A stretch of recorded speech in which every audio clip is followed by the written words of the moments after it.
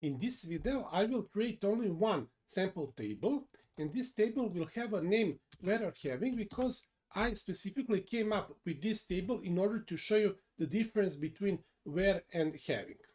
I will fill this table with some data, and then I will show you this table so we can see with what we are working. So we are working with this table with 6 rows. It only has 2 columns. And first, by using this table, I will show you how to use where clause.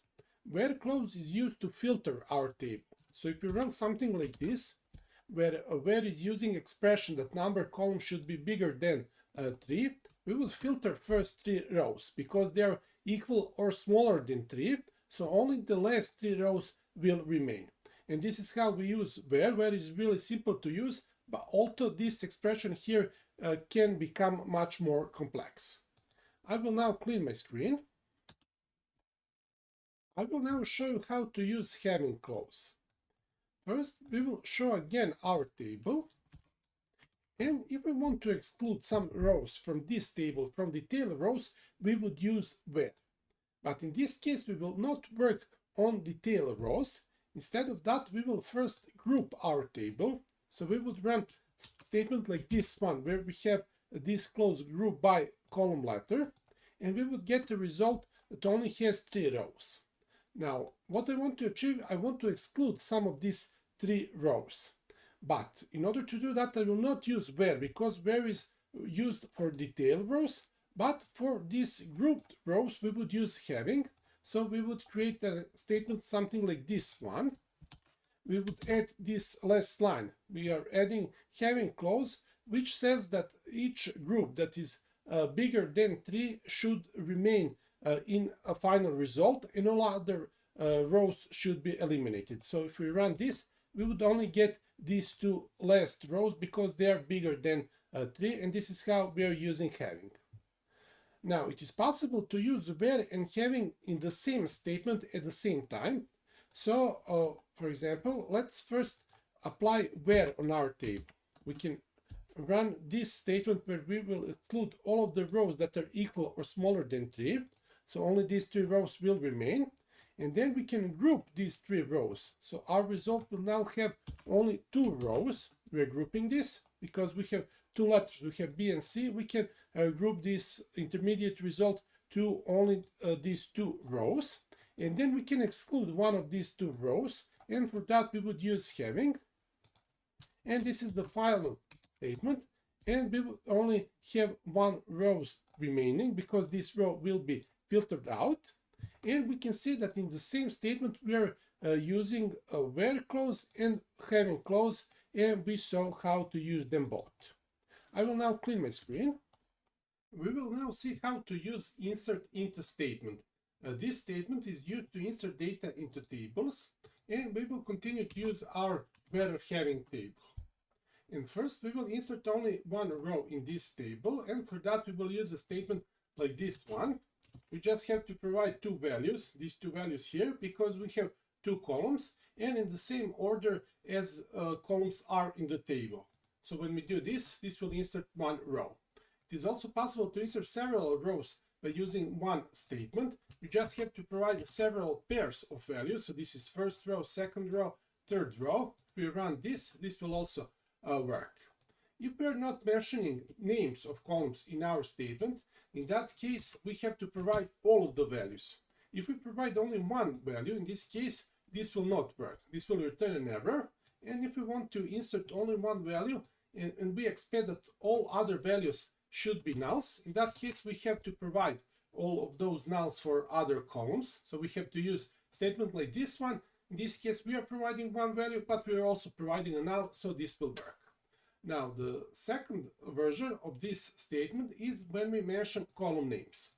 When we mention column names, we have to provide a list of our column names. They don't have to be in the same order as columns in our table. So this order of column names will actually define in which order we have to provide our values. So we don't have to provide letter then number. In this case, we first have to provide number and then the letter. So this is how we will insert 2 values. In this case, it is also possible to insert only one value, without providing nulls, because in this case Monet will know that in this column it should place this value, and all other not mentioned columns will be filled with nulls. So this will also work.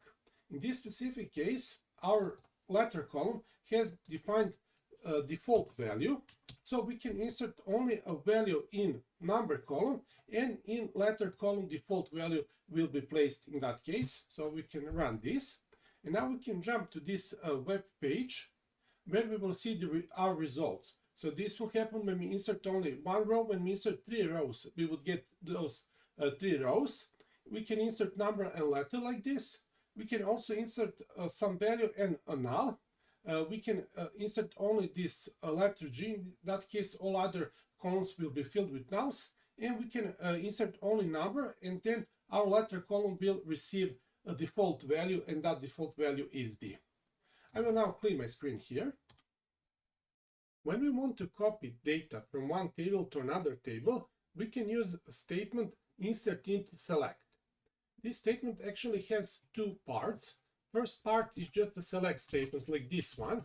This statement will read from our where having table, and it will return just one row. Now we can place this row now in some other table, and that other table should be compatible with where having table. But I do not have some compatible table with this one, so we will read this row from this where having table, and then we will place it back again to this table, so this table will then have 2 rows with D and 77. And for that we would use an insert into select statement. Now we have both parts of this statement. We have select statement that will give us our data, and then we will use insert into where having that will place that data inside of this table. In this case, we are reading from where having table, and we are placing those data back into this table, so we will just double our data. So when we run this, this will work. And if we now read from our where having table, we will see that now we have 2 rows with D and 77, because we read that row and we place it again in our where having table. I will clear my screen. Let us now see how to use update statement. I will again remind us on current state of our table. So these are the rows in our table. And what I want to achieve, I want to change this row where the letter is equal to G, and I want to change this null value to 101. And for that we can use update statement. So we would use statement like this one here.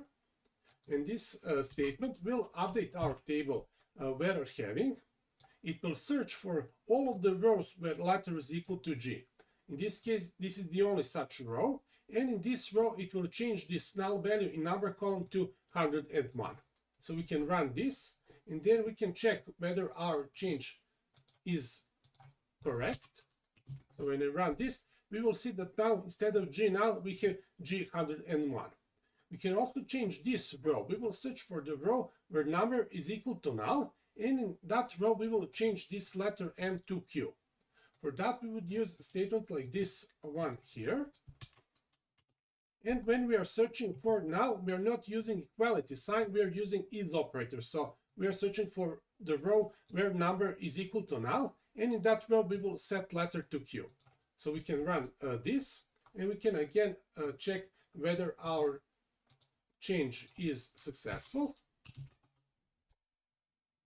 Now we have Q and null instead of M and null. And the last thing is that we are going to search for, again, for this row. We will search for it by using condition that number should be equal to 101, and then we will set the value in letter column to default value. It is also possible to do this. We don't have to know in advance what is our default value. We can use a statement like this one. So we will search for the row where number is equal to 101, and in that row we will set letter column to be equal to default value.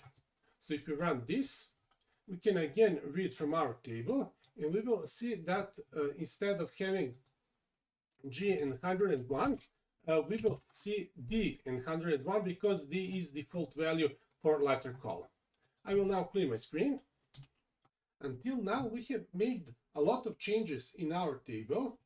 We can see here that we have a lot of new rows in our table, and we want now to return our table to its original state, and for that we have to delete some rows. A delete statement is used for that.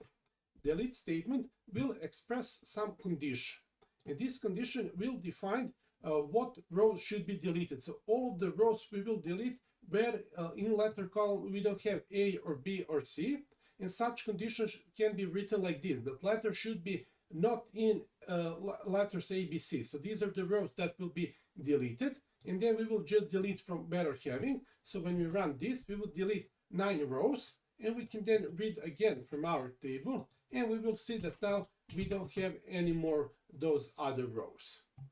And here I want to show you one more thing. I will jump here to this web page, so we will go to this part where I will show you that there are some built-in variables in MonetDB.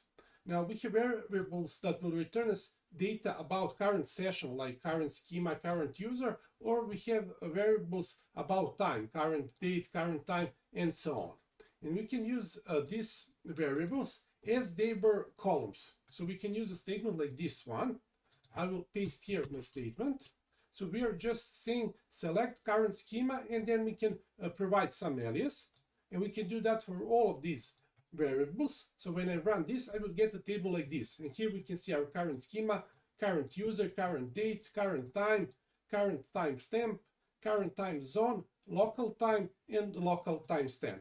So when we need such values, we can use these built-in variables.